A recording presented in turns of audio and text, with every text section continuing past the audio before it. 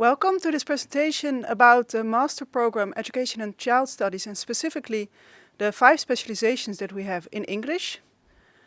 These are the 5 specializations, and in the following we will have a presentation of each specialization. And I will start with a presentation about educational science. And my name is Marianne Hickendorf, and I work at the Educational Science Group. And you might wonder, why educational science? Well, we think that education and learning are everywhere. In classrooms, of course, with younger children and older children, but also outside the classroom, for instance, in business, training sessions. And scientifically, there are many things that we do know, but also many things that we don't know yet about how children learn and what that means for teaching and how to improve and innovate education. And the aim of this master specialization is that you will obtain the knowledge, skills and insights to work as a critical professional in the field of education. You should be careful that you will not become a teacher, but you will become an educational scientist. So you can work in the field of education, but you're not a teacher.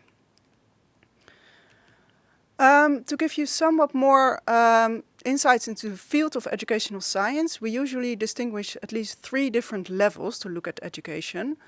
The first and the smallest level is the learning child, where it concerns cognitive processes and math and reading that happen in the developing and learning child. But of course, a child does not learn in isolation. He or she probably attends school. So a broader level is the school environment, where teachers are important and how they interact with students, how IT tools can be used in education, what different types of instructions there are. And also schools are not in isolation, they are part of a larger society. So we have, for instance, in the Netherlands, we have chosen a particular educational system, but other countries have different systems, and we have particular educational policies, and of course these factors also affect learning and education, and so are important in the field of educational science. You should be aware that a specialization in educational science in Leiden focuses mostly on the learning child and also somewhat on the school environment, but not so much on society. So our focus is primarily on the learning child in schools. When we talk about research, there is a whole variety of research methods and instruments that you can think of that are used in the field of educational science, from experiments, intervention studies to correlations, correlational studies, observations, and a whole range of instruments that you can see on this slide. Okay, then to dive somewhat more specifically into the program of this master specialization, there are 4 periods. In the first period, every master specialization starts with a course that is called Practice of Empirical Research, where methodology and statistics are central. And in addition to that course, we have the course Learning, Cognition and the Brain, where we focus mostly on the cognitive processes in the child, in the brain of the child. In the second period, you can choose between a course called Learning and Ongoing Evaluation of Learning, which concerns data-driven instruction, or Digital Environments in Education, which concerns IT tools and the challenges and pitfalls of using IT in education. In the third period, you have a course called Learning and Instruction, which concerns more about the classroom processes. And the fourth period, there is a course called Educational Innovations, in which you will tackle an existing educational innovation and see what gave rise to this innovation and what is the evidence that it works. Well, next to this coursework, you have an internship and a master project. I have separate slides about that. The master project, you will do research, so you'll collect data and do statistical analysis, write a thesis, and it is the topic is the developing child in an educational setting, and examples are reading comprehensions. For instance, why do readers show different eye movement patterns during reading, or why do adolescents hate to read, or math. How do elementary school children choose their strategies to solve math problems? Or diversity in classroom, equal opportunities, which is a very important topic nowadays. And what role do teacher expectations and mindsets play in creating equal or unequal opportunities? and motivation and differentiation strategies and how these relate to, for instance, the motivation of children in a math class. And a final topic is educational neuroscience, for instance, what happens in the brain during reading, which we can measure with, for instance, EEG measures. You will also do an internship, and you will work on a problem in a practical educational setting, such as you will develop a curriculum for gifted children, or you will evaluate a peer assessment tool. These are all examples of internships that students have done in the past, or investigate the system of an educational quality monitoring that a school uses. So there you will really work as a critical professional in an educational setting.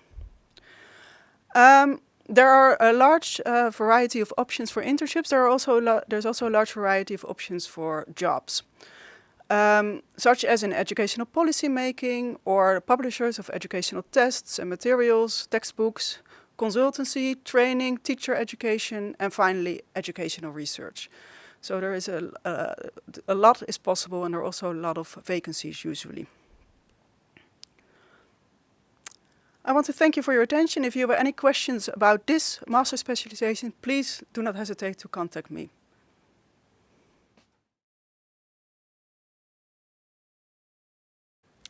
Hello, my name is Carlijn Bergwerf and I'm the coordinator of the Master Specialization Applied Neuroscience in Human Development. And in this short video I will give you a short introduction into what a Master Specialization looks like, and I hope you get some more insight into whether this specialization would be adequate or suited for you, and also I hope that you get enthusiastic about it. So for who is this specialization for? What kind of master students enroll for this master specialization? Often we see some students who did their bachelor in psychology or child studies or education studies, but there are students who have a passion for neuroscience. They're particularly interested in the functioning of the brain, and that seems quite obvious because the brain is quite interesting and there's so much more to learn about it. And the master students who choose this master specialization often want to know how to apply the insights from neuroscience into practice. So for instance, into clinical practice or into educational practice. So what can we do with the knowledge we have about the functioning of the brain?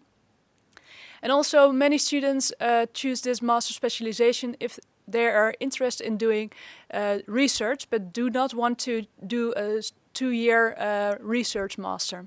But in this master there's a particular focus on research, so this may be an interesting master specialization if you like getting more insight into the functioning of the brain. So what is applied neuroscience actually? It's the application of the insights from neuroscience. So if you look at this slide, you see that we have a model in which we try to understand the behavior or the learning or the emotion of children based upon the functioning of their brain. And we look at the functioning of the brain within all stages of human development. So for instance, if we know that the frontal part of the brain still needs some maturations during adolescence, what does that say about their functioning? For instance, does that explain that they have some difficulty into foreseeing the consequences of their actions? Or does it make them explain why they might have some trouble planning and organizing their homework? And also, if we know that these problems stem from some maturation problem within the brain, what can we do with the knowledge into educational practice?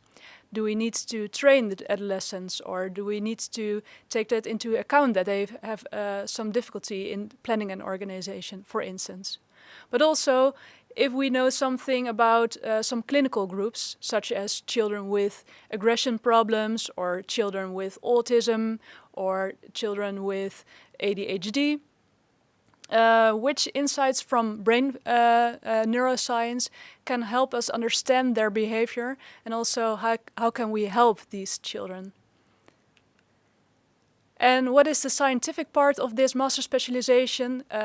It's quite a large part of the program, and within this master program, you'll get some insights into recent research, but also we help you to interpret the quite challenging studies into neuroscience. So how can you analyze the data of MRI, or how can we interpret the results from large neuroscientific studies?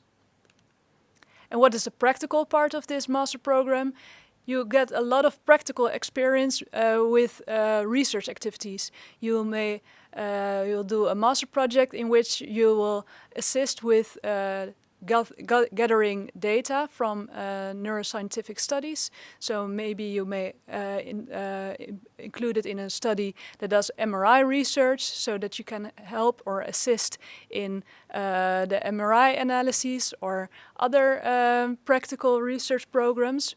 And also within the courses, we'll always make a link between the research and the practice or clinical or education practice that is highlighted within the courses. So what does the program look like? As you can see, you start in the first block of the year with a course called Practical of Empirical Research. And within this course, you'll get to learn how to apply statistical methods on neuroscientific studies. So you get more insight in how to do the data inspection, how to perform statistical analyses, and that helps you to write your own thesis later on in the program. And you also see that a large part of the program consists of the internship, that is a research internship. And the program is fitted within one study year. And I think one of the advantages of this master specialization is that it's actually possible to complete it within 1 year. So if you're from abroad, that is something that's quite practical, that you can come to the Netherlands for 1 year and then leave the Netherlands with your diploma. Because in many other master programs, it's quite difficult to complete the program within 1 year because the internship lasts very long, or the courses may take some extra time. But this program is actually suited to complete it within 1 year. And I see that many of our students actually finish it within 1 year. And what kind of master projects can I choose from? So you write your thesis within our department, and we have a large department with many different topics. So we have a group that focuses on clinical neurodevelopmental sciences. So then you do some study into children with autism or aggressive behavior or with a genetic syndrome, for instance. But you can also write your master's thesis within our group of educational science. So then you have a more of a focus on the educational practice. And so there are many different groups and topics you can choose from, and it depends on the project which kind of neuro methods they use. So for instance, in some of the studies there are MRI data, so you can write your thesis on MRI, but in other studies you can write your thesis on eye tracking data or cognitive data. It all depends on your own interest and on the many opportunities that there are within our research group. And what kind of internship can you choose from? The internships are all research internships, and most students choose the internship that is directly linked to their master project. So if you are enrolled in a master project on MRI data in children with autism, you can also do your internship within the same project, and then you get some extra tasks, for instance, helping setting up the experiment or analyzing the complex data. So that is one of the options you may choose from. You may also choose to do an external research internship. So for instance, some of our students apply for an internship in a medical hospital or in other university.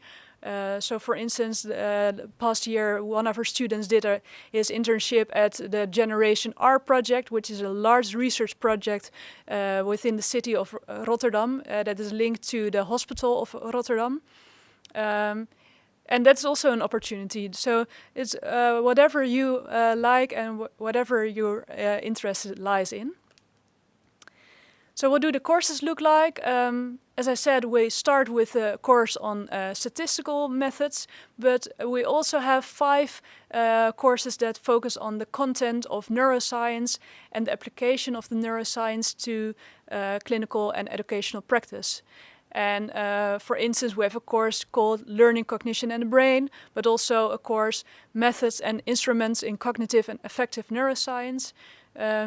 And all these courses help you to get more insight into neuroscience, and you may use this information or this new knowledge or skills within your internship and master project. And after you have finished your master program and you got your diploma, it's time to find a job. But what kind of job can you find after this specialization? There are many opportunities because this is a relatively new field and many organizations are quite interested in some expert who knows something about the brain but also knows how to apply it. You can find a job in policy, so in local government or in educational practice, so maybe in a school or maybe more the policy side of education. But there's also a possibility to do research after you've completed this master's. So we have some of our former students that got a PhD position and they continued doing their research into neuroscience. So my message is that there are many opportunities for you after completing this master specialization, and it all just depends on your own interest and your own focus. So that was a short introduction. I hope you know more about the program and that you know whether this specialization would suit you, and I hope you're enthusiastic about it. Thank you very much.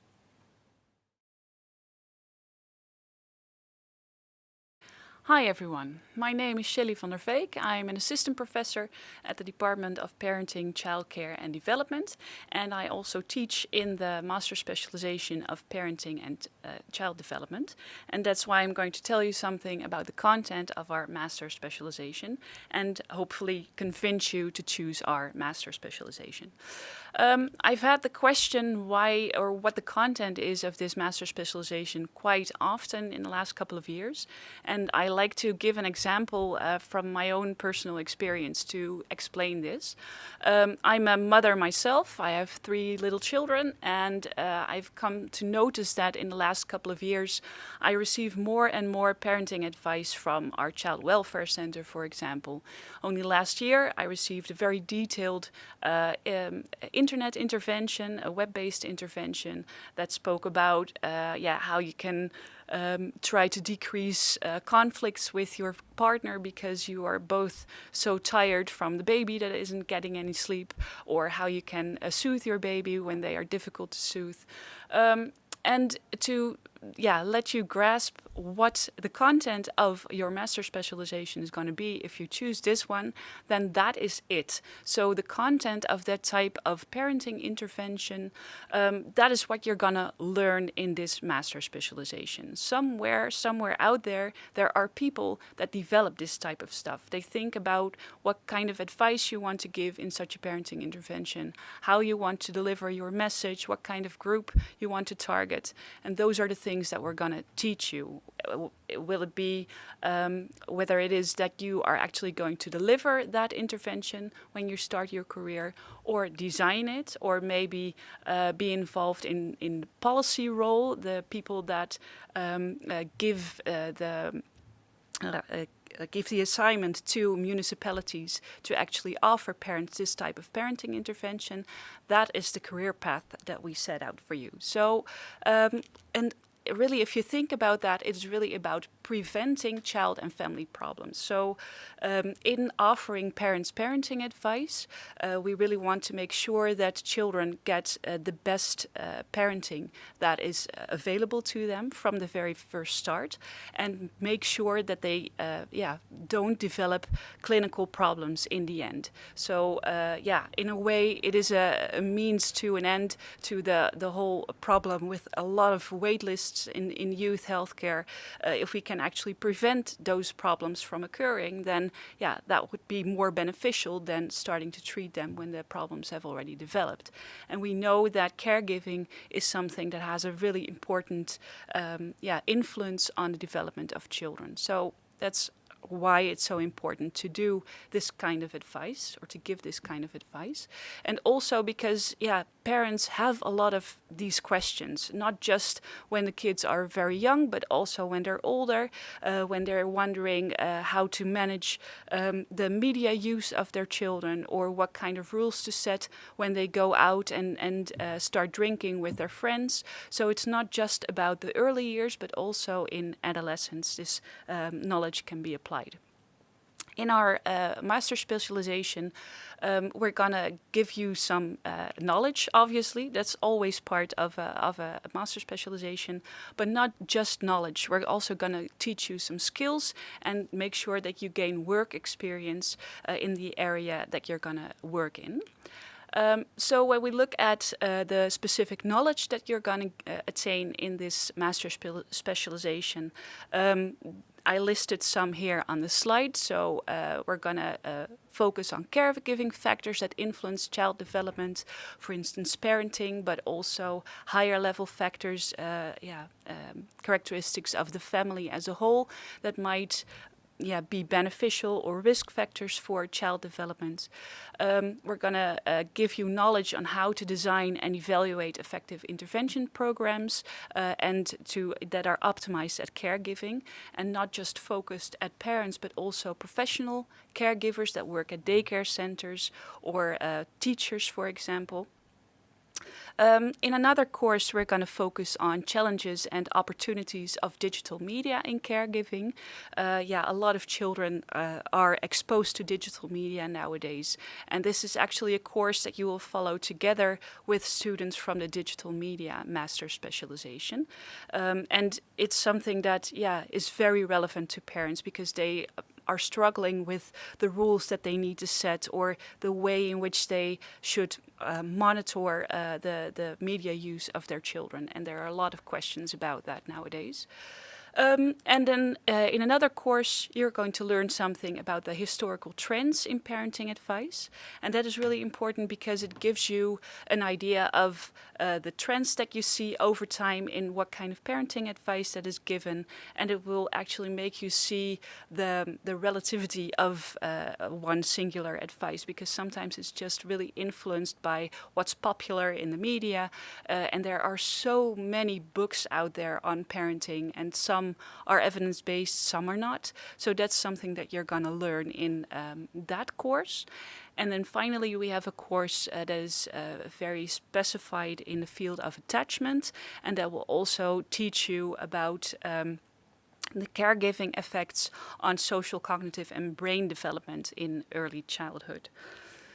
With regard to the skills that you're going to learn in a course that I teach, you're going to get experience with critically analyzing the quality of existing parenting advice and parenting interventions. So, for example, those parenting advice that I received from my child welfare center, that's something that we're going to critically analyze together with the group and see whether it's evidence-based, yes or no, if it could be improved in the way it's delivered, in the format of the program. So we're going to really dive into existing programs, and there are a lot of them out there, and to see if they are evidence-based, yes or no, and if they could be improved, and if so, how. And also you're going to learn the skills to develop evidence-based, effective, preventive parenting programs on your own, using a method called intervention mapping. That's something that was borrowed from health psychology, and it will give you a very thorough understanding of the way evidence-based intervention programs should be built.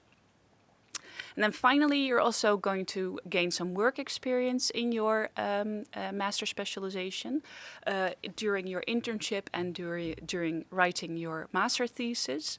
And the content of that can be really diverse. I've had students that worked for an agency that offered parenting advice for expats.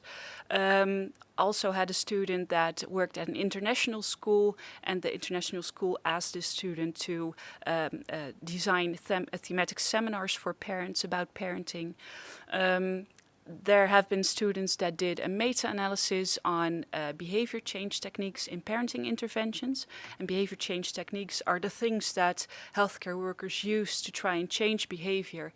And within that project, they really had the opportunity to look at the content of intervention in high detail. So that really gave you a lot of knowledge on the content of all sorts of evidence-based parenting interventions. And then we also have projects on, for example, the social perception of infants in our baby lab. So if that is something that interests you, it's also possible to do a bit more neurological research in your master thesis, or even do your internship there, because the internship doesn't have to be really practical. It could also be a research internship, depending on your interests.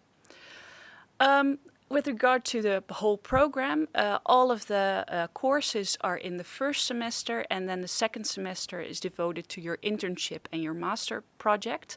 Actually, the internship is set to start in this program already in the first semester, the end of the first semester, but that is something that is interchangeable with the master project. So you can choose whether you first want to start with the master project already in September, or if you want to start with the internship a bit earlier.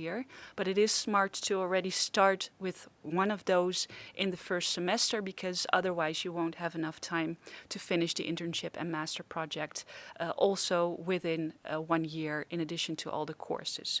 So please take note that that is important to keep in mind, that you start searching for either a thesis or an internship straight away. To sum it all up, these are some examples of the jobs that our alumni have ended up in. We have a couple of students that are now running their own company, providing parenting advice to international parents. I had a Chinese student, for example, that has set up her own company and that is now successfully giving parenting advice to Chinese people living in the Netherlands.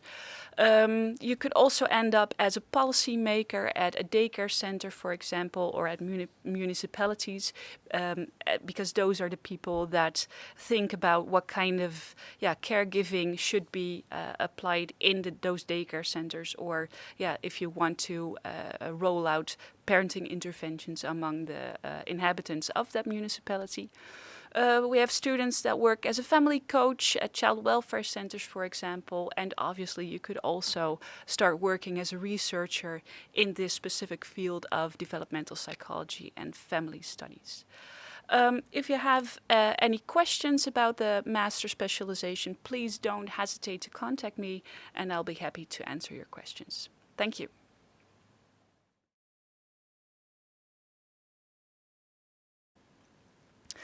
My name is Marga Sikkema de Jong. I will inform you about 2 master specializations, and I will start with the master specialization Learning Problems and Impairments. I would like to introduce Helen Keller. Helen Keller was blind and deaf from an early age on, but she became one of the 20th century leading humanitarians. I would also like to introduce Emmanuel Giroux. He became blind on the age of 11, but now he is a top-notch mathematician. These are 2 examples of the many more that show the remarkable resilience of the brain. Major trauma, such as deafness or blindness, or even the miss of an hemisphere, cannot extinguish the spark of learning. Learning is a vital principle, and the human brain has an enormous capacity. Or in other words, it is able to change itself, it can adapt.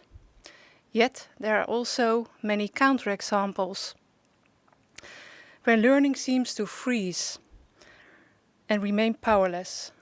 Consider pure alexia, the inability to read a single word.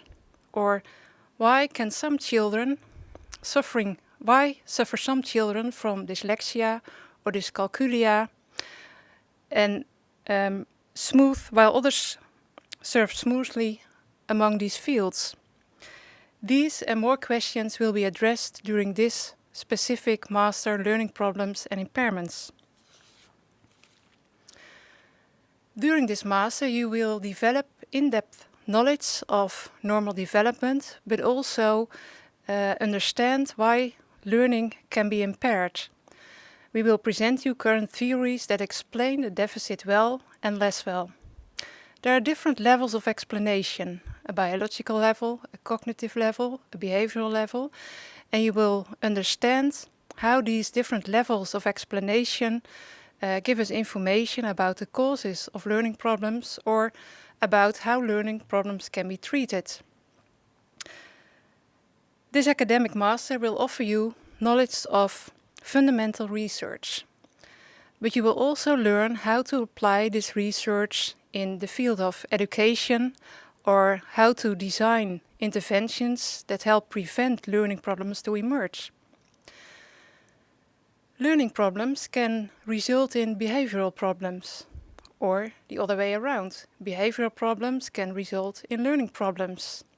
If a child has, for instance, difficulty to concentrate, then learning problems can emerge. Learning problems and behavior problems are also related to social emotional factors.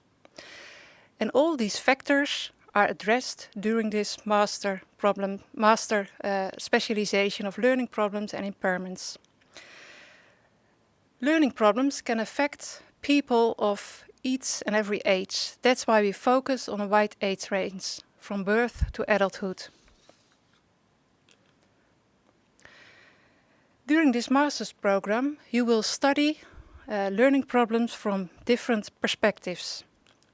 From the perspective of the child, the perspective of the teacher, and from the environment, or more specific, the home environment. And all these perspectives do not operate in isolation, and that's why we also try to understand how these different perspectives interact. The different courses in this master specialization offer a variety of themes, and on this slide you see several of those themes, and you can think of developmental dyslexia, reading comprehension and impairments, specific language impairment or SLI. You also see a focus on autism, and in this master specialization we will relate autism to learning problems. Why do children with autism find it hard to understand the text they read, for instance?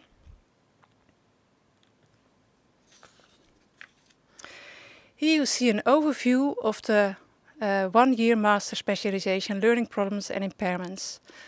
A master specialization consists of 1 year, consisting of 2 semesters, and each semester has 2 blocks. Most courses are offered during the first semester. The first course is conducting and evaluating empirical research. During this course you will learn research methods and go further into statistical methods to analyze your data.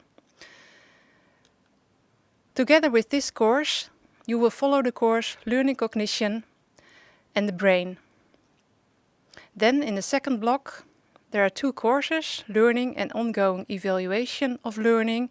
That's a course focused on monitoring student progress.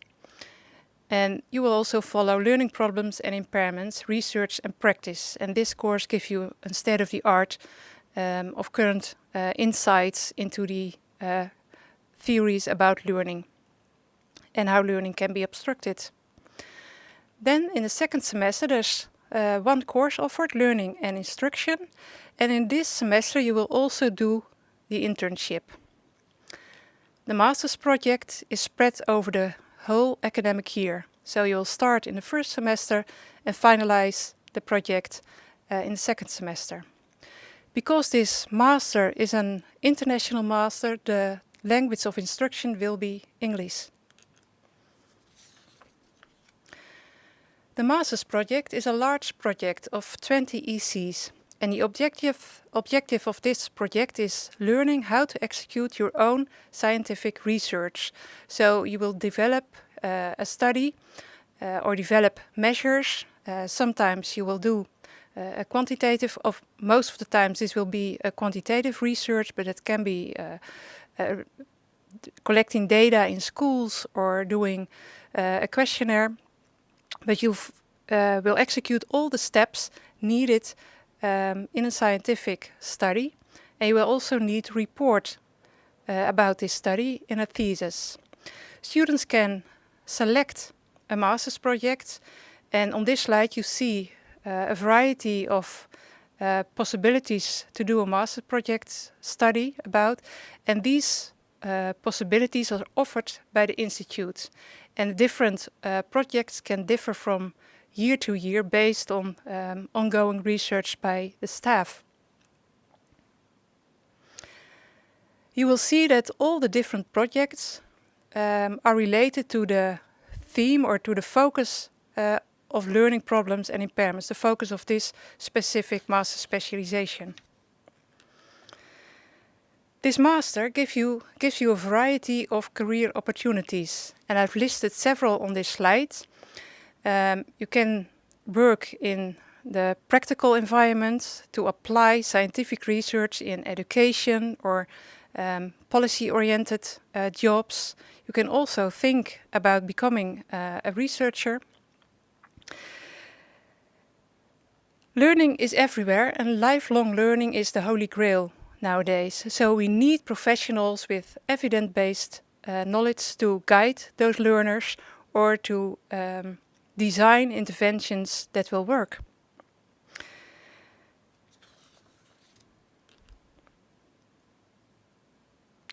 If you have any questions about this master specialization, you can reach me by email, and don't hesitate me in the case of any questions.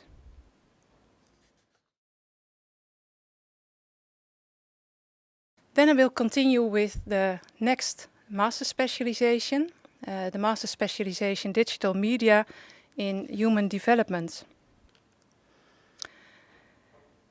We are now experiencing the fourth industrial revolution. This revolution is characterized by a merging of the physical world and the virtual world, creating a globally connected economy and a non-stop worldwide innovation. We all know that the COVID-19 pandemic works as a catalyst for the fourth industrial revolution. But what are the consequences of growing up in a digital world? One of the most important questions of growing up in a digital world is the question, how does the brain respond to the daily immersion in the huge amount of digital experiences? Will children develop more sophisticated forms of cognition, or will children lose the more slower cognitive processes such as critical thinking, reflection, or empathy? And what to think of the digital gap? UNESCO's pre-pandemic data are frightening. These data show that of the 1.7 million children out of school, 800 million had no computer, and approximately 700 million had no internet connection. Considering all those questions, the Digital Media and Human Development Master is more relevant than ever. We need professionals with evidence-based knowledge of the opportunities, but also knowing the risks and dangers of these digital possibilities. And that's exactly where this master's about, or where this master focuses on. During this master, you will study multimedia in different contexts.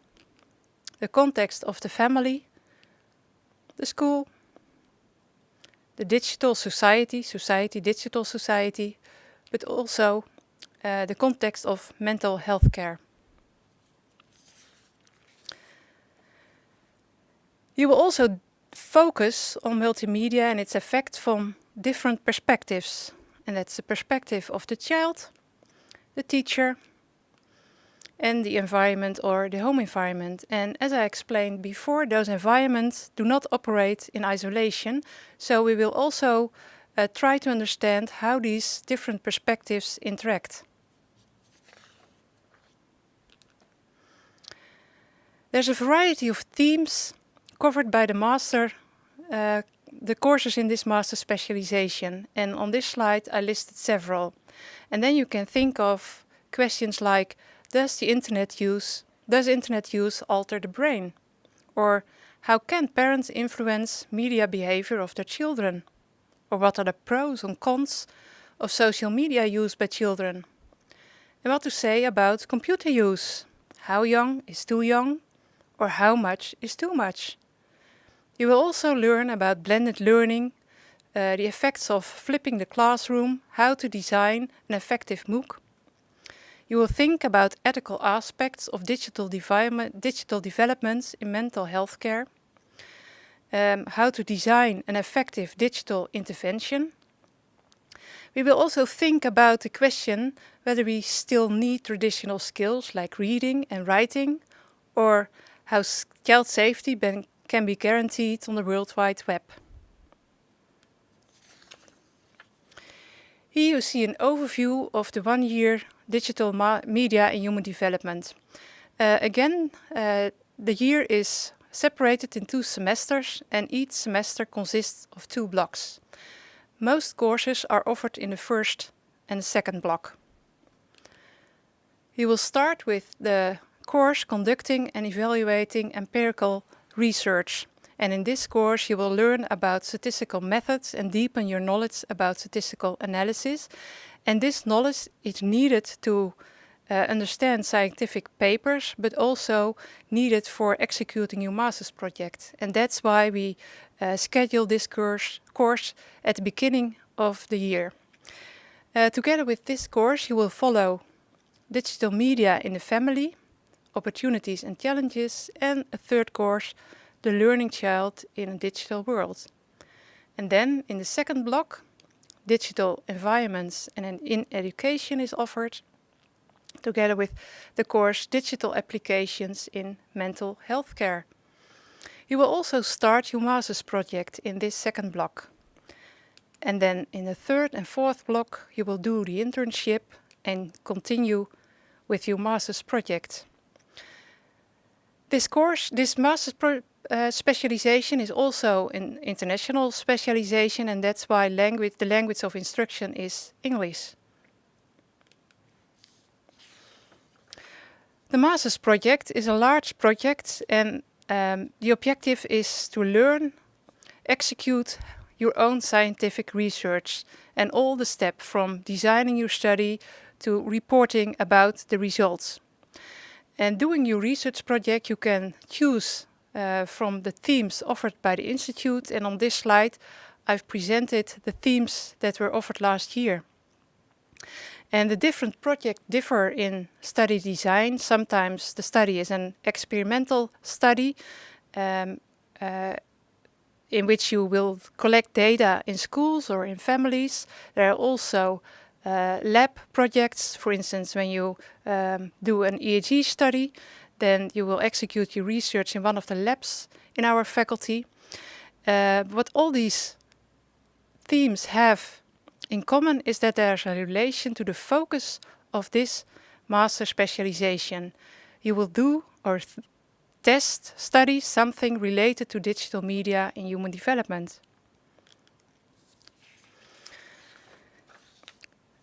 This master gives you many career opportunities. And you might notice similar opportunities as you have seen on the slides in the other master specializations. You should realize, however, that in general the career opportunities are similar, but if you are a professional in multimedia in human development, then the focus in your career will be on multimedia and human development. So you can do something like developing digital solutions for education, or you can be a coach for school teams, guiding them how to implement digital solutions in the school. But you can also choose a scientific position, become a PhD student, and work at the university. You should also realize that these options are options. There are more possibilities than I can present on this slide.